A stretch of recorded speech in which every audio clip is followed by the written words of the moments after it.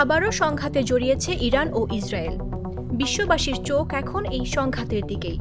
সময় গড়ানোর সঙ্গে সঙ্গে এই সংঘাত আরও বাড়ছে। শুক্রবার ভোররাতে ইরানের সামরিক ও পারমাণবিক স্থাপনাগুলো লক্ষ্য করে ব্যাপক হামলা চালায় ইসরায়েল। ইসরায়েলি সেনাবাহিনী বলেছে ২ শতাধিক যুদ্ধবিমান ইরানের ভেতরে শতাধিক লক্ষ্যবস্তুতে হামলা চালিয়েছে। এই আচমকা হামলায় ইরানের শীর্ষ ৩ জন সামরিক কমান্ডারকে হত্যার দাবি করেছে ইসরায়েল। এদিকে পাল্টা হামলা চালিয়েছে ইরানও। মার্কিন সংবাদ মাধ্যম সিএনএন-এর সর্বশেষ তথ্য অনুযায়ী ইরানি ক্ষেপণাস্ত্রের আঘাতে অন্তত ৩ ইসরায়েলি নিহত হয়েছেন। আহত হয়েছেন অর্ধ শতাধিক।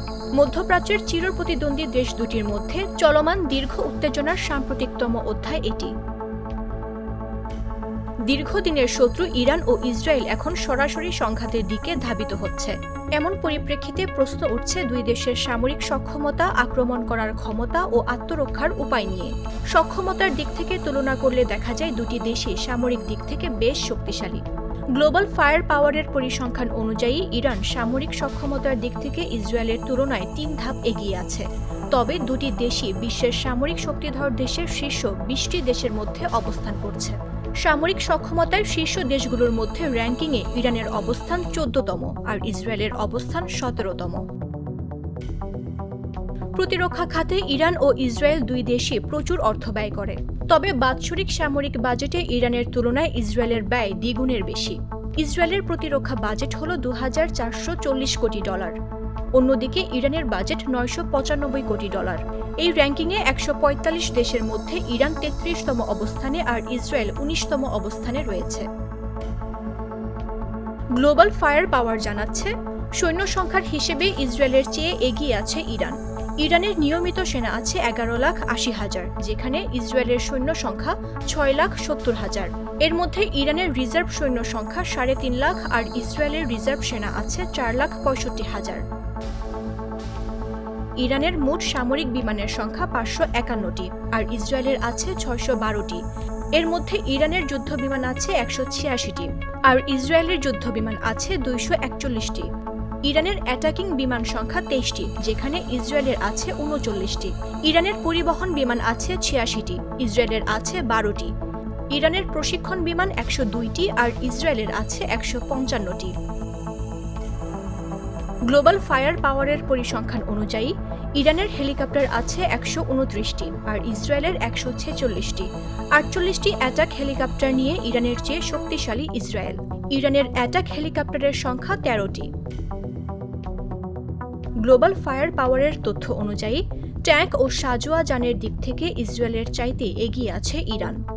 ইসরায়েলের ট্যাঙ্ক আছে ১৩৭০টি আর ইরানের ১৯৯৯৬টি।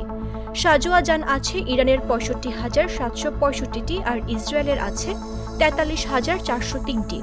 এছাড়া আর্টিলারি সক্ষমতায় এগিয়ে ইরান, যেখানে তাদের রকেট আর্টিলারি MLRS এর সংখ্যা ৭৭৫টি এবং সেলফ প্রোপেলড আর্টিলারির সংখ্যা ৫৮০টি।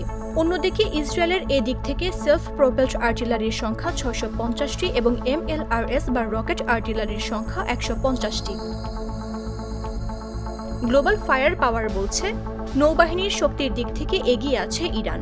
দেশটির ১০১টি যুদ্ধজাহাজ রয়েছে, যেখানে ৭টি ফ্রিগেট এবং ২১টি টহল জাহাজ আর ইসরায়েলে যুদ্ধজাহাজ সংখ্যা ৬৭টি।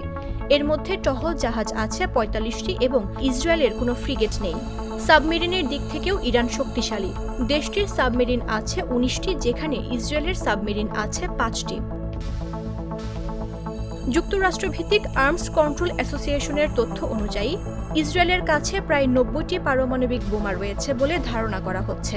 ইরানের কাছে পারমাণবিক অস্ত্র নেই বলে মনে করা হয়, তবে তাদের একটি সমৃদ্ধ পারমাণবিক কর্মসূচি রয়েছে এবং দেশটি একাধিক পারমাণবিক স্থাপনা ও গবেষণা কেন্দ্র পরিচালনা করে। ইরানের সর্বোচ্চ নেতা আয়াতুল্লাহ খামেনি ২০০০-এর দশকের শুরুতে এক ফতোয়ার পারমাণবিক অস্ত্র তৈরি নিষিদ্ধ ঘোষণা করেন। অবশ্য গত মে মাসে ইরান সতর্ক করে জানায়, দেশটির অস্তিত্ব হুমকির মুখে পড়লে তারা তাদের পারমাণবিক নীতিমালা পরিবর্তন করতে পারে। মামদুহা রাইসা, জাগো নিউজ।